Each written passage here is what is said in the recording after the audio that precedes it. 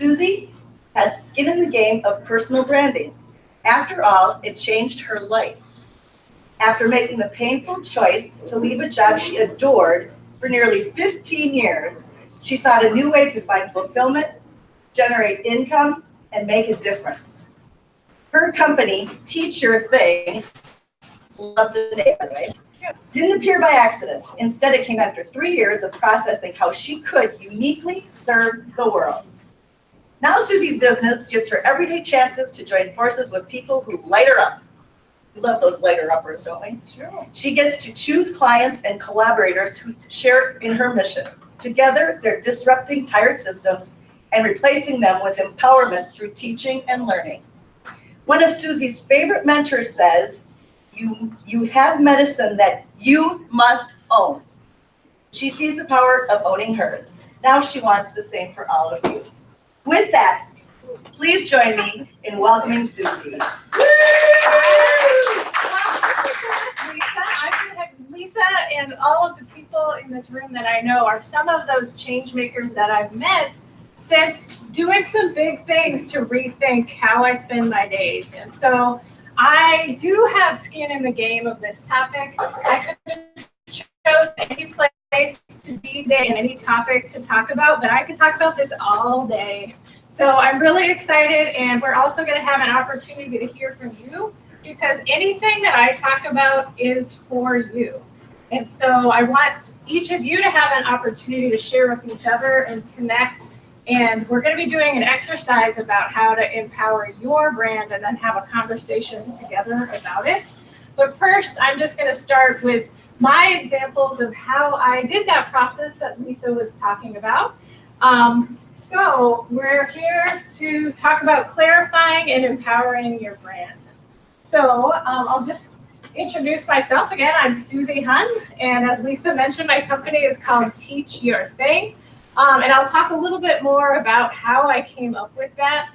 But one thing I've learned since becoming a business owner is there are a lot of narratives out there about how quick and easy things are, or like somebody just went off on their own and now they're a multi-millionaire. But things do take time, and empowering your brand takes a lot of thought. And the better you get at it, the more fulfilled you'll be and the more income you'll generate. And that's what I have found. So that's what we're going to talk about today. So you can find my business at teachyourthing.com. It should be pretty straightforward. And here's what we're going to be doing today. So first, I'm just going to do a mini workshop on the steps that I took to put together my personal brands. And then you'll be filling out, you should all have 2 sheets. And by the way, thanks to all of you who are joining from the other locations. I talked to someone this morning who I know is at the park location. So shout out to you park folks and the other people who are live streaming in. I'd be happy to send you this, but all of these things that the Woodbury people are filling out, everybody can have access if they want them. But you who are in the room have 2 worksheets, and one of them looks like this. That's the one that's for you. There's another one that I'll ask you to fill out and just for me at the end. So after I do my little mini workshop, then what we're going to do is we're going to do some more networking. So you can click through. There are a couple of these here. Thank you. So one thing that I've also learned is so many people hate the word networking, and I actually love it. And I think that networking is one of the most important things you can do as a business owner. But if you want to ditch that word networking and replace it with community building, that's what I hope that we can do here today. So we're going to do a mini networking session at the end, where the goal is not to exchange 10 cards. The goal is to have 1 or maybe 2 really meaningful conversations with somebody that you're going to make an appointment to meet with. Because that's networking. That's where the power of networking really happens, is in those second meetings. And my hope, and I've done this with other groups that have gone well, is that once we go through the purpose-driven elevator pitch, you're much more likely to have a more deep and meaningful conversation that will lead to another thing that will turn you into, and you can flip through these, Thank you. My goal for you is that you'll find either one client, one collaborator, or a cheerleader through these conversations, because you absolutely have to have all of those as a business owner. And then I think there's one more little bullet on this slide, and then I'll be having you fill out some opinions about some workshops that I'm in development on, because I love to lead workshops and I have a lot of ideas, so I'd like your ideas about which ones will be good. So we can just keep moving forward. So first of all, I'm just kind of curious on what is it that motivates your brand. So maybe we could just do a quick show of hands. How many of you are trying to clarify your brand so that you can attract the right clients? Like just about everybody. How many of you feel like you struggle more with standing out in the marketplace because a lot of people do the same type of thing? Or how many of you are really about community impact? So, all right, so that's helpful for me to know as we're going through this. Does anybody else have other reasons why they want to clarify their brand? Anything else that jumps to mind? Okay, well, these are kind of three biggies, so we can move on to the next thing. I also want to get a read on how far along your brands are, because again, for me, it took time to develop it. How many of you don't have a brand that exists yet? Okay, and how many of you are in your formative stage, you say, on your brand? That's a really fun time because you've started, but there's a lot more digging that you can do. And how many of you consider yourselves to have well-established brands already? Okay, yeah. In fact, I want to talk to you more about small businesses, because I'm really passionate about helping small businesses grow. So great, we can kick on to the next thing. So this is something you have probably heard before, but I always like to level set when I'm talking about this, because some people think branding is about a logo and colors, and that's certainly part of it.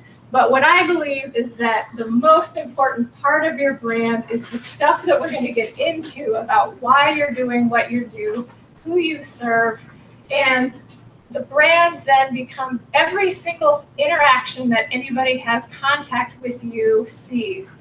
And it's the overall expression of who you are that makes you stand out in the marketplace and makes you stand out in the community. That's the topic that I get really into and what I love to talk about and hear from you more about today. We can go to the next one. So I've gathered a couple of quotes that really spoke to me as I was developing my brand, and this is one of them. It comes from Danielle Laporte, and she says, "You will need to believe in your innate specialness in order to stand up for yourself," which of course is not the same as believing that you're more special than anyone else. You're going to rock your unique and everyone else can rock theirs. That is something that I believe is critical to understand, and it takes time to figure that out and own that. And also something that's very different from the economy that I grew up in to the economy of today. And I'll talk a little bit more about infinite niches in our economy, but this quote really meant a lot to me. We can go to the next one. I also believe that branding is not just fluff. It's a strategy. And I am a purpose-driven person. I have a big heart and I care about mission, but I'm also really strategic. So this is important to spend time on because it's going to make a difference in your targeting, and it's going to make a difference in all those things we talked about at the beginning that might be motivating you. And this is another quote that really spoke to me, and I would like to recommend the author and podcaster who I got this from. His name is Stephen Worley, and he's got a podcast called The Life Skills That Matter. And he really shaped my thinking about how vastly different today's economy is from what I grew up with as a Gen Xer. So specifically, he says that the mass market economy valued conformity and that it promoted an ethos to consume so that people could look like everyone else. But now we are part of a market of infinite niches, meaning that the new status is having the courage to be yourself and to be unapologetic about it. If you're anything like me, that is not how you grew up. And so I've had to learn how to have the courage to be unapologetic about who I am. And I'll talk a little bit more about that, because once I got good at doing that, that's when my brand really started to take off. So this is something else that I could talk about more if we had more time, but I just really like to level set about how there's things happening on a macro level that will affect what you need to do at a micro level. So in today's economy, here are some trends that will not surprise you, you know this, but it's really important to understand why personal branding fits into this. So as you know, technology is much more of a driver, even than it was 5 or 10 years ago. So you can find clients anywhere all over the world, as long as you get really clear on who you're looking for. So I'll talk about it more later, but for example, one of my clients is very well aligned in what we're doing, and I'm super passionate that I get to help her out. Kind of losing my voice for a second. So globalization is also part of what's happening in today's economy. So again, you're not limited to finding people in your area. You could potentially, especially if you're service driven, you can find people anywhere across the globe. Now we live in a world of infinite niches, and that's really important to understand as you're getting to be unapologetic about who you are, is that you're not trying to reach everyone. And I think, especially for those of you in the earlier formative stages, it can be so tempting to think, I've got to meet everybody's needs. And you've probably heard this before, but it's harder to get from understanding on an intellectual level why you can't just meet everyone's needs to really being brave and doing it. But you're just looking for a very passionate plant that you can serve uniquely. Also, destabilization is happening, and all it takes is some coffee dates with my own personal friends to show that this is happening. So, Lisa mentioned at the beginning that I made a painful decision to leave a job 3 years ago, and I can't tell you how many coffee dates I've been on since then with friends who now feel comfortable calling me up and saying, I'm miserable, I'm stuck, what am I going to do? And I've seen a lot of my friends who are in tears because they're being affected by this destabilization that's happening across all sectors. Corporate, nonprofit, academia, my friends are involved in all of those sectors. And the world is becoming much more interdependent when it comes to employers and employees. And I really like to say that the world that I grew up in was teaching us that if you put your head down, you follow the rules, you kind of fit into a box, you would get a job that would fit for you and your career would kind of be set, more or less. That was what I grew up believing. I have since learned that that's no longer the case. I've completely done a 180, and now I believe that you can be much more secure as someone who runs your own business, who knows how you can uniquely serve people, than depend on an employer who's going to allegedly be your sense of security. So that's kind of a radical idea. I'm not saying that you shouldn't ever work for someone else, but I do believe that what has brought stabilization to people has changed very fundamentally in the last even 10 or 15 years. And I think it's going to continue. That trend will continue. And so what I think that's really scary in a lot of ways, but also it's exciting and there's opportunity all over the place. I have learned if you can start to make this. And one of the quotes that I came across that really spoke to me too was, people need to stop chasing jobs and find their work. And that, to me, is what I've been able to do, and that's what I'm hoping we can talk more with each other about today, because I believe that today we're in a purpose-driven economy, and purpose has now replaced company loyalty as a sense of stability and fulfillment. So those are some trends that I could talk more about, but that's kind of at a high level what's happening. Good time. And I also just threw in some other terms for people that you might be hearing, the word purpose economy. In fact, there's a book called The Purpose Economy by Aaron Hurst that I read, and it has really influenced my thinking on this. You've heard a lot about the gig economy. And I've also heard terms such as the network economy and the engagement economy. And those have all continue to help me as I become stronger in talking about these messages for today. Okay, now Lisa already alluded to this, but my very favorite quote about branding is this one, and you can reveal it, but you have medicine that you must own. This is something that, especially as a Gen X woman, I really have had to struggle with. This did not come easily, and as Lisa mentioned at the beginning, it's taken me several years to really believe this. I think I grew up thinking that if I could just make everyone else happy and be likable, and I know this is common, not just among women, but also among men too. And so we're going to talk more about what it is that drives you so that you can find your people, and in exchange for the medicine that you provide, there is value and you deserve to pay for it. That's my belief. So we can move on to the next one. So I'm just going to go through four things that there are four pieces that I had to put together in order to really get my brand on track. And in my early days as a business owner, I might have had one or two of them, and I was starting to get there, and I would talk to people about my brand, and they would smile, and I could tell they were wanting to be supportive, but usually it just led to an, oh, okay, and I could tell nothing had really clicked in the conversation, but there are going to be four different pieces that we're going to put together that once I was able to encapsulate all four of them, that's when things changed for me, and it hasn't gone back ever since. Now when I talk about my business, there's almost always somebody who says, I know somebody you should meet. And I'm constantly connecting with people now because I was able to put this together. But again, it takes time. So we can just go through these kind of fast now.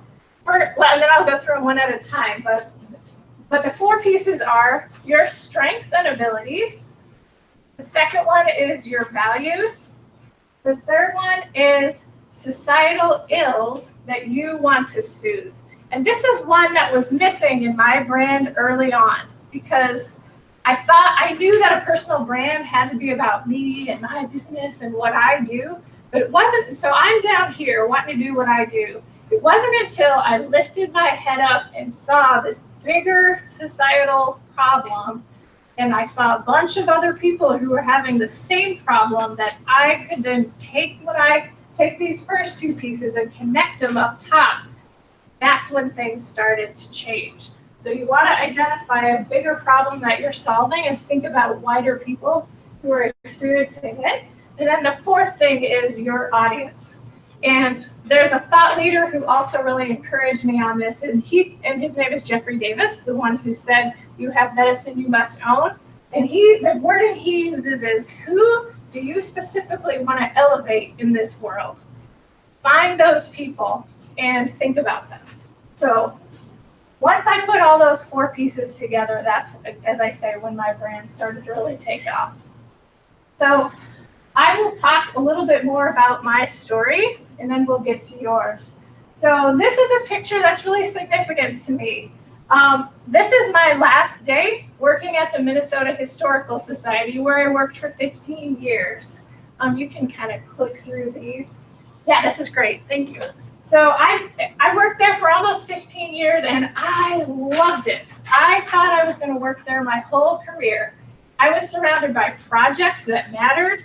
I got to be surrounded by high-level lawyers and driven and resourceful, and they became my friends. And we used to have conversations all the time in the halls of the Minnesota History Center. How many of you have been to the Minnesota History Center? Oh my gosh, all of you should go. It's an amazing place. It looks kind of boring from the outside, but once you get inside, it's incredible. And we used to walk around in those halls and say, where could I possibly work? If I wasn't working here, there's nowhere I could go. And I can tell you, there are at least 100 people that I could name right now who believe with every fiber of their being they could not work anywhere but that place. And I believed it too. Well, guess what? I'm here with you right now. So that's not entirely true. It's not true at all. And in fact, once I made the painful decision to walk away, I've discovered possibility everywhere, and there are collaborators everywhere, and I get to meet exciting new people every day. Although I do still miss my friends at the history center. But for me, I reached a place where I had to make a decision because the hierarchy just did not have room for me anymore when I got to the middle of my career. And I think that happens to a lot of people. And it took me 2 years to accept it. I couldn't believe it. But eventually I had a choice. I could stay there and I could shrink, or I could leave and I could grow. And that was it. I'm telling you, I tried everything to make that not be true, but it was true. So that was then. So in 2016, I left. Now, at the same time, I was listening to a podcast that inspired me. It's called The Good Life Project. It's put together by an author and entrepreneur out of New York. His name is Jonathan Fields. And back in the 2014, 2015 timeframe, I used to listen to that podcast like while I was writing my stationery bike into my yard. And the podcast is interviews with change makers and people who've really embraced today's economy and who have figured out new ways to take their unique skills and make a difference in the world. And basically, here he was having conversations with people who found a way to take mission and money and put them together. And to me, this was a transformational idea. I was like, what? I always thought you had to choose. And I chose mission for years and years. And I just thought, oh, you can't make money. You never will. I'm an educator. I work at a museum. I'm just a heart-driven person. I'll never make money. We believed that. And so anyway, I started learning about entrepreneurs and seeing that there was another path. And so I started to get really inspired. So slowly over time, I started to engage in that community. In fact, I was really grumpy one night, and I was really angry about something that was happening at work. And I was like, I'm in such a bad mood. It's 2 o'clock in the morning. I can't sleep. I need to just do something that's going to make me happy. So I went on the Good Life Project website, and I found out they had an entrepreneurship camp in New York, and you could go there and be a volunteer. And so I was just to make myself feel better, I filled out this form and ended up getting accepted to be a volunteer at this camp. And I was terrified before I went. I was like, what am I doing? I'm not an entrepreneur. I'm going to New York to meet these people. But in any case, that started my journey to where I am now, which is I've taken the best of what I had in the past, which is education. I do believe that education changes the world. And at the History Center, I was a curriculum writer, and I was also a teacher trainer. But then I started to believe that entrepreneurship is what changes the world. So my company takes those two things and puts them together. So what I do now is I help small businesses. In fact, I'm really excited to learn that Lori, I just recently learned that Lori is on the board of the Minnesota Small Business Network. And I really wanted to go to see that report last week, but I couldn't go because now I'm taking my energy and I'm wanting to uplift small business owners. So specifically, some of my clients are, one is a 71-year-old veteran. And what he's passionate about is helping veterans who have service-connected disabilities. And I'm working with a videographer and digital media strategist who I met and got inspired by and pitched to my client like, hey, we need to create a YouTube channel for you because we want more people to know about what you're doing. And so we're creating an education-based social media campaign for this veteran. He's so fun. I love working for him, and I want to champion everything he does. That's one example of a client that I work with now who inspires me. Another is an author. She's really well known in her space. She travels the world. She's a humanitarian. She grew up in Zimbabwe as a child bride. At age 11, she was married off, and her husband beat her every day. By 18, she had 4 children, and she had this dream that she wanted to come to the US and become educated. And she found a way to do that. And fast forward till now, she now travels the world. She's written a book, and she speaks at the UN. Now she's at a place where too many people are trying to access her, and so she needs to build a train-the-trainer program to mobilize people about her message. Her message is that women have been silenced for too long and that the feminine has been silenced. And so she is teaching people who are beneath her to take up her methodology. And so I'm building the train-the-trainer program. Another example of somebody that I serve now is a bookkeeper.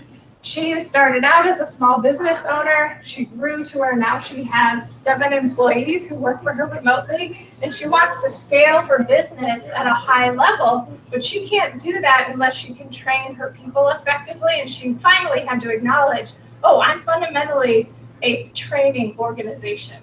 And a lot of people, I've seen this in other small business owners, when they hit that stage from I'm just a freelancer, but now I'm a business owner and I have multiple employees. You've got to shift your thinking and become really good at teaching your people about what your method is. So I'm helping her. So those are some of the examples of things that I can do now that I never would have envisioned 3 years ago when I left. But it's because of the personal branding that I was able to connect with these people and more.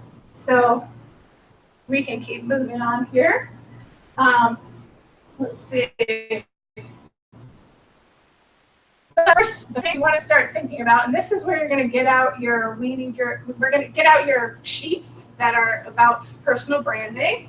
And the first thing is to get clear on what is it that you uniquely are good at.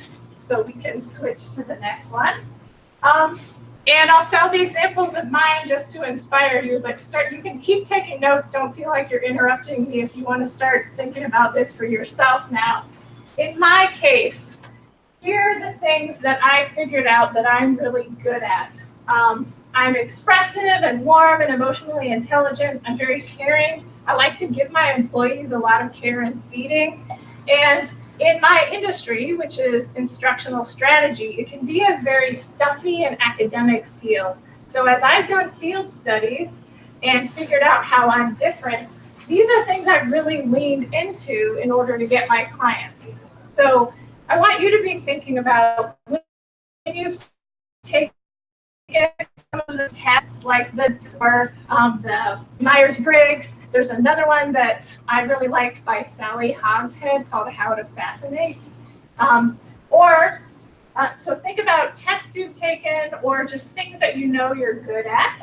Start writing those down and get to understand them. And we can move to the next one. This is something else I learned, and I want you to start thinking about. What is it that people come to you for? Your friends or your family start to ask you for favors. What are those things that you notice as a pattern? And that's one thing that I've learned to pay attention to. So when that happens, don't just ignore it. Start to think about that and how you can apply it to your work. In my case, and this did not happen until I became a business owner, people now come to me when they think that they are scared to do something. They're like, Suzi, you were brave. How did you do it? In fact, I had a girlfriend who told me the other day, she's like, see, you put your brains on. So tell me, I want to talk more about this. So I've really learned to lean into that because I never thought of myself as a brave person my whole life. But now people come to me for that. So I want to know what people are coming to you for. So start thinking about that as you articulate the things that you're really good at. We can move to the next one. So I'll just keep moving, but this was just kind of prompts so that you know it's okay to just keep writing and thinking about yourselves while I'm talking, and so we can keep moving. The next thing is it's important to take time to articulate your values. So in my case, there are 2 main things that really helped. One is that you want to talk about what is it that you stand for in this world. And that can really help you find your clients. In my case, I believe that instruction needs to meet learners where they are. That's a huge thing that I struggle with. Because I work with subject matter experts who they need to teach their thing. They know it, they love it, they've spent years developing their thing, but they can't empower people until they teach it to someone else. But it's always about, if you're the subject matter expert and you're over here and you know your content, your learner is over here, and they need to understand the small distilled version of it. And so there's a lot that happens between here and there, and you really need to meet learners where they are, not where you are. And so that leads to the next one directly, that when it comes down to it, the learner always takes precedence over the subject matter experts. I believe in the democratization of education. This gets me really fired up. Like we were talking about earlier with globalization and technology, there are opportunities now to learn where you could have a whole career based on what you learn on YouTube. I didn't have to discern what is accurate information, but there's opportunity, and there are gatekeepers that in the past, even 20 years ago, you could get blocked by gatekeepers, that now you have opportunities that you can just come and grab. And I believe that that's really important. I believe in collaborating without ego. I don't really care what your status is. I just want to know, are you someone who can roll up your sleeves and get your hands dirty? Because that's going to be the zone that I want to be in with you if we're working together. I also believe that quality is more important than arbitrary deadlines. In today's lifestyle, there are so many companies that just drive people by, if your deadlines take precedence over humanity, over strategy, over collaboration, and I've experienced this a lot, that's not the type of environment that I want to work in anymore, and it's not the type of environment that I'm going to build in my company. That's not to say deadlines don't matter. They do trump everything else. I also believe in treating workers as whole people. So I'm very holistic with my clients, and we have a very human experience. And also that creativity and innovation need space to breathe. Another thing to think about that a lot of business owners forget is, what do you stand against? Because sometimes that can get you to your audience, and we can move to the next one. That can get you to your audience faster than anything else. So in my case, I'm against learning as a content dump. That's a huge problem out there. I alluded to this earlier, but I'm against corporate culture that relies on old school gatekeepers. If hierarchy for hierarchy's sake is what's driving you, I'm just not interested. That's not what speaks to me. I'm against teams that don't talk to each other. And fundamentally, we're going to do better if we connect and listen to each other and come up with better ideas. And I'm also against daily emergencies as standard operating procedure. So those are some of the things. So I want you to think about, what is it that really upsets you when you get grumpy anytime it happens? Or what is something that breaks your heart? What are some things that over and over again, when you're trying to talk to your clients or trying to explain to people in your network what you do, and they just don't get it and it frustrates you, what is it that you want to take a stand against? Because that can be something that can really connect you to people faster than anything else. So this one has been really important, again, in my journey, but what are the bigger problems up here that you want to help solve? Because entrepreneurship and successful business is just about solving problems. I was in a conversation with a woman who is struggling with her product launch, and I was saying, well, what problem are you solving with your class? And she's like, well, I don't really like to think of it as solving a problem. And I was encouraging her to dig deeper and look into that more, because I do think as a business owner, on some level, you're helping people solve a problem, which is why they're willing to pay you. So on a wider level, what is it that you're trying to solve? Now, you may or may not have had this problem, but I had the problem of wanting to solve all the problems. I want to fix everything. And I've had to really learn to focus, because I can't solve all the problems and neither can you. So especially when it comes to figuring out what your brand does better than anything else, you gotta pick what are the things that you're gonna do with your business. So you can't be trying to do everything. And that's still something that I struggle with, but it's really helped me the more I focused along the way. So specifically, here are the things that I've chosen, because there are a lot of things that are with my skills, and I'm sure that's true for you as well.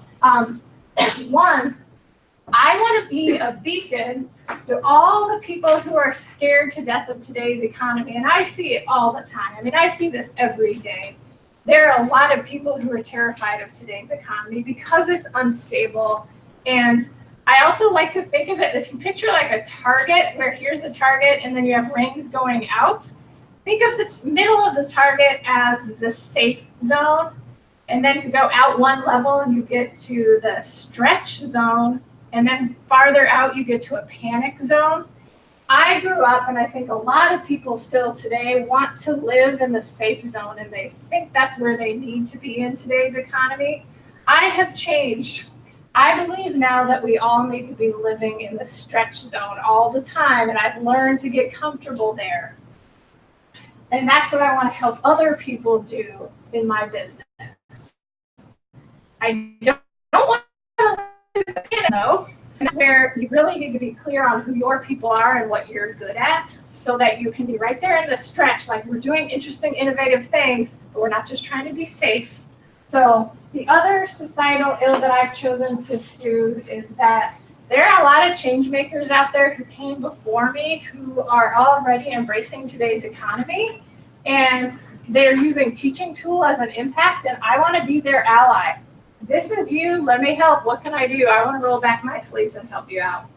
So then on the next one, so be thinking about that. What are the things you stand for? What are the things you stand against? And then also, what are the things that are big problems that you want to solve?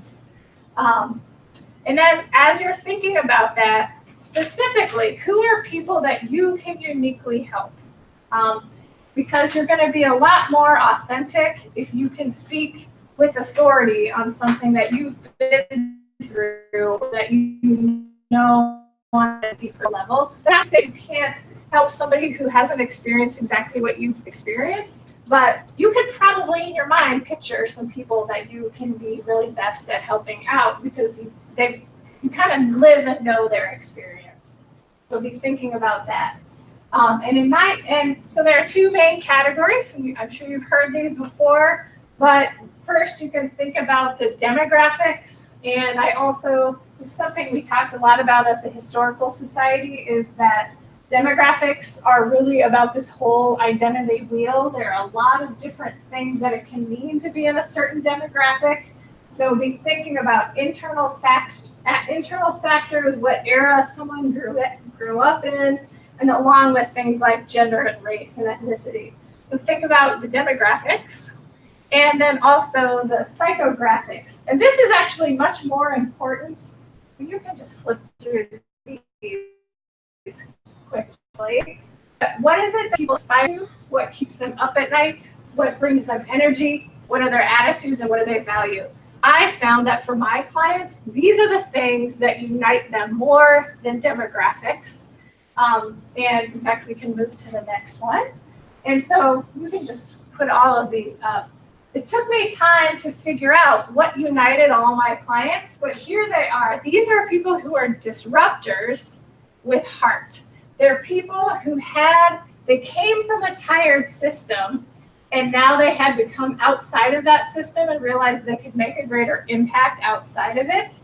They're optimists, they're innovators, they're experimenters, they're ambitious. Like, I like people with big ideas because I've got big ideas too. And I had to add that they're kumbaya singers, because early on in my journey, there was a job I was up for, and I was asking about the culture there. And this woman who was doing the hiring said, well, we're kind of in a triage situation here, and everybody's not singing kumbaya, if that's what you mean. And I kind of got this feeling of darkness that came over me, and I realized this is not going to be a good situation. But it was early enough in my journey that I probably would have taken that gig. But now that I've figured out, you know what? My people are the ones who, in their own way, we sing kumbaya. And if that freaks you out, you're probably not going to be the best client for me.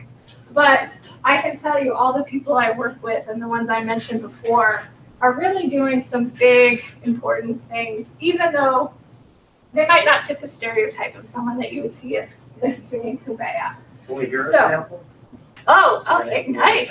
Hey, maybe you could. I don't remember. I keep thinking Michael Roller Boulder Show. Oh. I don't know. That's good. And actually, you need to do your stand up. Like Santa. You gotta figure out how to game mounting stand up one day. You gotta figure it out. Oh, yeah, financial. That's right. Financial. Oh, See, I did such a great job of impressing you. But It's anyway. true. So anyway, I think we're now at the point where I'm going to turn it around to you guys, and we're just going to put all those pieces together, and you should have your purpose-driven elevator pitch. And I just thought we could go around the room, and you guys could pick out if you want to, and each of you just will have your opportunity to tell about anything that you took notes on and share with the group, and hopefully you'll find somebody else who's aligned with you. And so, before we start, are there any questions? Should we just jump in and hear from you guys? All right. Well, usually just for ease, it's easier to just start with one person and go in order. But who would like to start to share their purpose-driven elevator pitch? Yes, nicely done. You said it in the back. All right. Obviously, green is See, yeah, there you go. favorite Bring color. out your My last favorite name is color. Kelly, and I'm Okay. an Irishman. Kelly Thank Green you. kind of thing. Hello, everybody. I'm Jessica Kelly, and I'm a recovering corporate marketer. I quit my job last fall. Who does that without a job? And started my own business in January. Good for you. Yes. So I'm a baby entrepreneur. Nice. I am absolutely passionate about helping small businesses thrive, because you think about the health of our economy, helping them be successful helps the world. So my company, I do fractional chief marketing officer services, and it's all on a methodology of along the customer journey to drive sales. Oh my gosh, I want to connect with you already. Exactly. You made contact. Exactly, and I have 3 clients. All Trying to right. get my 4th, but I do not regret it. Great. At Well, all. what have you found that has connected you with your clients? Like, what did they say for that where you connected with them? I've been in healthcare marketing for many years, and my parents were educators. My dad was an English teacher, and mom was a nurse, and helping people live healthier, better lives really resonates Right. with me, and most of my clients do that as well. And being true and authentic, and no hubris, no bureaucracy, and supporting teams and collaboration. And how did you find those clients? Or how did they find you? Referral, personal networks, and I appreciate what she says about networking, when people said you need to network. Yeah. And now it's just chatting with people and making connections, which is so cool. Yeah, I think old school networking is very self-serving and it's exclusive, but community building is really about articulating who you are and finding those people too. And know your So- demons. Well, I can't do this. I'm gonna fail. Shut the computer, go to bed, and start tomorrow. that's awesome. Well, and if you had an ask for the group, what's one thing you're looking for that if anybody here might know about it, we can help. If anybody knows someone that is unhappy with their sales and their marketing and want a way to connect marketing, sales, and account management, I'm completely passionate about putting the customer first. I know everybody says that, but one of my blogs is, would you risk your job for a customer? That's how passionate I am about Alright. doing the right thing. Thank you. Yep. Thanks so much. All right, you're up then. Oh, is it me? You're up. All right. Yeah. Okay, well, I guess I'll stand too. You started Nice. something there. You guys are great. I like So, it. my name is Jill Rothenberger, and I am actually a new mortgage lender with a local bank based out of Rochester. It's Home Federal Savings Bank. I've been in mortgage for 17 years, and I made the leap from underwriter to mortgage lending because I wanted to get out in the community and meet people, and networking is a big deal for me. Part of the reason I did it was because of my own horrible experience with a mortgage lender. Good. And so it was kind of one of those things that when I was looking for a new job and to get out, I'm like thinking, what do I want to do? You know, I knew I wanted to get out and network, but But that thought came to me, like, I don't want somebody to have that experience. Buying a home should be a happy process. And it's already going to be stressful in itself. So why not make that process a little bit easier for people? So and now it's just kind of a learning experience for me, and I'm kind of figuring the ins and outs. So It's great. yeah. Well, I love that. And that story you told about, I think in your branding, as you're making connections with people, telling that story about what happened that was terrible for you, Yep. I think that can get you to people faster because you might not know what the value of mortgage lending, Right. but you can make that connection about how to make it a warm experience. Yep. Exactly. A great angle on your brand. Yep. So- And so yeah, it's just kind of the, not being a pushy person. You want to have the person's best interest in mind. It's not always about the sale. That's So well, yeah. I'm sure that not everyone believes that. So Right. I highlight that as well important. Yes. Well, thank you. Yeah. Thank you. Thank you. Go next. Okay. All right. So hi, I'm Brian Ritchie, and what I'm passionate about, like a lot of people, is helping small businesses as well and nonprofit organizations too. But we do it a little bit different way. So we know that one of the big challenges is business owners. They have this great idea, this service, product, whatever. Or nonprofits have their mission. They want to stay focused on that. But at some point, they need to grow and have employees, and that can take a lot of their time away from their mission. So what we do is come alongside them and act as a partner on the HR side, helping them stay compliant, helping them with things like benefits, payroll, also take people, help them scale quickly and safely manage that risk and the compliance piece. Yeah, so that we can kind of stay focused on what's important. That's awesome. That's something I did not understand until I became a business owner myself. I used to be like HR, blah, blah, blah. But now that I own my own business, it's really critical component. So what are some of the biggest things that annoy you about having to, that people don't get about your business? The biggest thing people don't get is that a lot of people have that mindset that, we're good, or I can do it all. It's like, if you don't really know what you're doing in HR, you're exposing yourself to risk all the time. It's a huge problem for business owners. They really believe they have to do everything. And I know you know that, but until I really learned that, my business couldn't take off. So that's really important to tell people because you keep telling us that because we don't get it. How about in the back? You want to go next? Certainly. All right. I'm Wayne Kemper. I'm with Joe Mama Salsa, and actually this was great for me today because what it brought me back to is why I ran companies or ran sales divisions for quite some time. But the reason that I left that to do salsa was to be with my friends and work hard for the people around me that I really cared for. So that was kind of it was a jump, it was a leap of faith, but that kind of drew me back to why I did it, which was the people. We're all people driven. We want to create smiles with people. We want to have fun and be genuine. And I think that's what brought us back to it. So this refocused me a little bit. Yeah. Well, and he's going to be on Saturday morning. Where are you going to be? Yeah. Tell about what you're going to be doing. So we're going to be on Care 11 Saturday morning at 8:25 in the morning, and this is like the ultimate nightmare for me. Yeah. So I kind of forced myself in here today just as a little test and to get ready for this Saturday. There you go. You got this. All right. So thank Yeah, thanks. Oh, I forgot the name tag. My name is David Hammer. I'm a fee-only financial planner and registered investment advisor. And most people don't have a clue what any of that means. And that's what I've learned is most people don't really care. What they care about is, do they know the person? Do they trust the person? Someone they like, want to work with. What I learned was those are the worst reasons to choose a financial planner and an investment advisor. The most successful advisors that I've ever met were the best people. They were great at marketing, great at sales, great at networking, great at mingling. Some were great advisors were lousy. Most, I'd say, are honest people, really trying to do their best.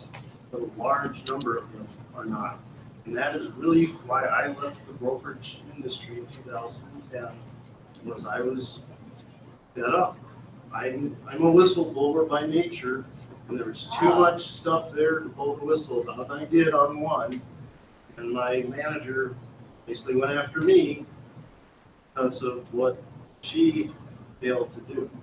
And so that's really my mission, is to provide advice without all the conflicts of interest that are inherent in that industry. Now, it's impossible to get rid of all of them, but it is possible to be honest and disclose, here's why I'm recommending what I'm recommending. And most importantly, to a lot of people, I've asked this question. I did a BNI group, and everyone's talking about every question. First of all, does anyone here have investments anywhere or work with someone? Okay. I'm not going to ask you to, you don't have to answer out loud or whatever. How much are you paying for it every year? How much? Dollar amount? How many people know? I found virtually no one knew, because most of it's hidden. It's not reported regularly. There is no other business person that I've met who charges for something and people don't know what they're paying the person. By design too, so. Right, by design. So that's 1 minute. I have to get it. I'll stop. You gave me an ad. But anyway, that's my passion. Is I want truth. It's just seeking the truth and doing the best for someone. I think that's So really anyway, important, thank and you. there's so much mistrust out there for good reason. Thank you. Bob? I came because I wanted the pizza. All right, there you go. I'm doing a little business, but I'm still thinking about still going back. Well, do you want to kick it to Ed then? Okay, Ed. 30 seconds, Ed. Yeah, we know somebody else who gets another 30. I'll make it real short. I want to make a difference in small business owners by increasing their visibility on Google. And I want to keep the dollars local instead of going out to the big markets and all those other ones. I want to keep it like right here in Woodbury. And that's why I feel like I can do it by making sure that the big guys go to the top instead of them, but the little guys go to the top instead of the big guys. So I like that. that's where I'm going. That's really cool. I hadn't gotten that from you. That's really cool. Well, you helped me out Very today. good. I like that a lot. That's a good one to lead with. How about you, Lexi? I can go ahead, yes. All right. I'm Lexi. I work at Bell Bank here in Woodbury. I'm obviously not an entrepreneur or own a small business, but we do have business accounts if anyone is interested in that, and we also do have mortgage.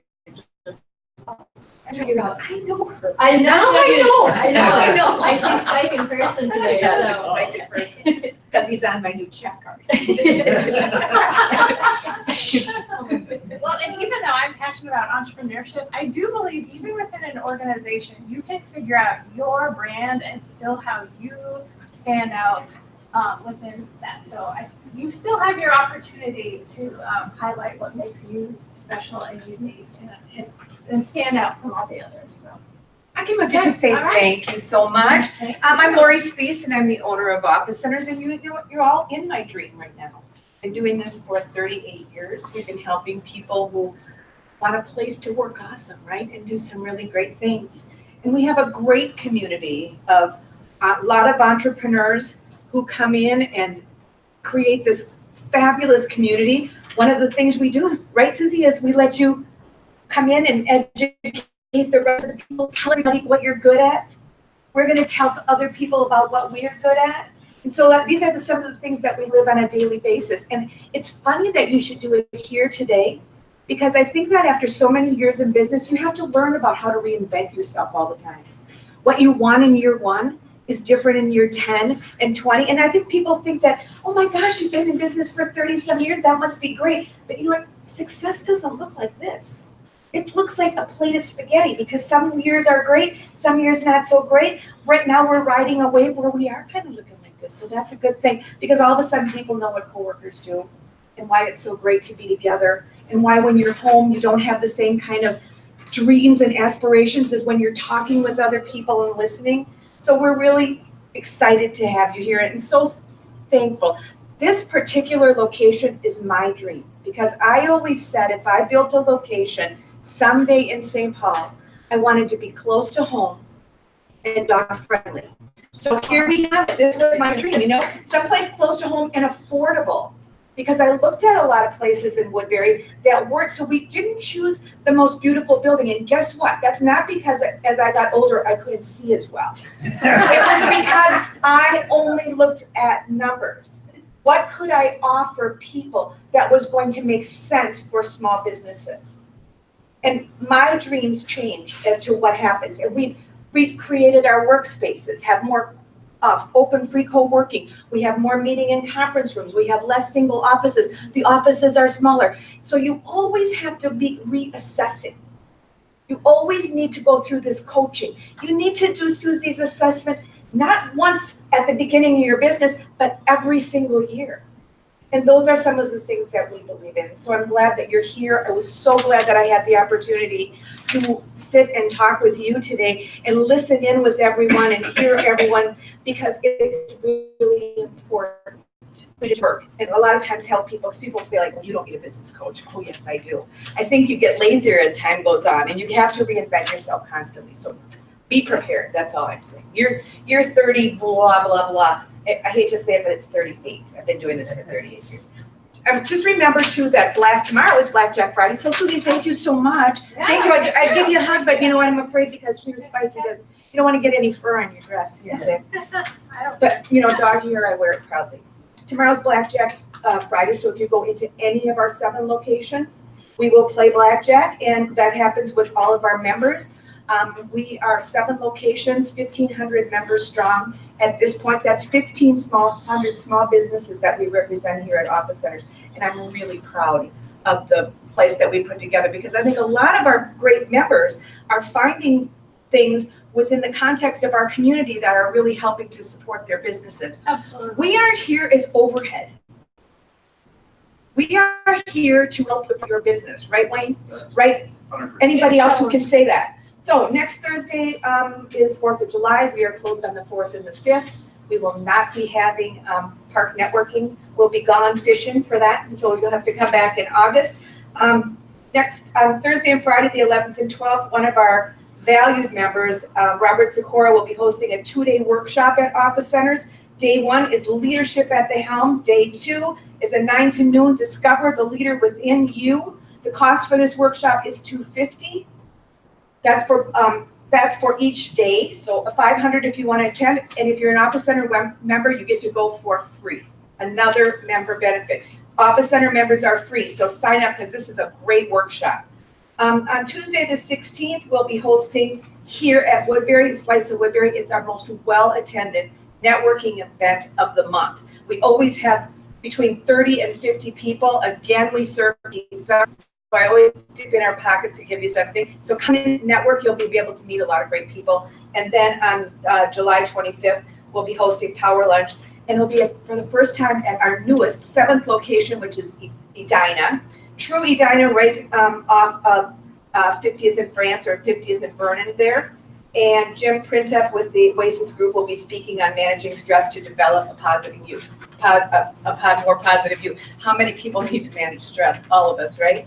Small business owners, you need to be able to take those things, and how are we going to channel it into our work? So any of those things that you see for July, you can register on our website. Hope all is well. And I look forward to August is our co-working month. We will have an event every single day in August. If you know of something you want to put together, what was that? Instagram and Facebook. Yeah, follow us on Instagram, like us on Facebook, we'll tell you those things. Thank you so much for today. Office Center Wednesday, Lisa can help you, and we're all here. Thank you so much, Suzi. Thank you. Thank you. I really appreciate it. And your vision shows, like all of that shows, even before I joined. You gotta live it and be it. And I think that the most important thing I would tell small businesses, be your most authentic self. And one of the things that we at Office Centers, we are always, I want people who tell the truth. I want people who work for long-term relationships. And I want people who see a value in what it is we're doing, and I want to provide value. I want people to say, I know exactly why, if they're co-working plan is $99 a month. I want to say it's the best $99 I spent, right, David? Oh, yeah. Yeah, there you go. That's what I want, and that's why most of our referrals come from our satisfied clients. We're very happy by that. So thank you so much. Thanks, Will. One thing I forgot is I'm Go ahead. creating a pilot of a workshop where we'll put together your one in the morning, then in the afternoon, I'll have a videographer and we're gonna do 15 minutes each person, and you'll actually shoot a video of your 1 minute video pitch, and then he'll edit it and send it to you. So if you're interested in being a pilot in that workshop, that's what that worksheet is for. Or if any of the topics that I talked about today could be interesting in a workshop, or anything else you want to know as a business owner, write that on that sheet, because I'm trying to gather info about future workshops.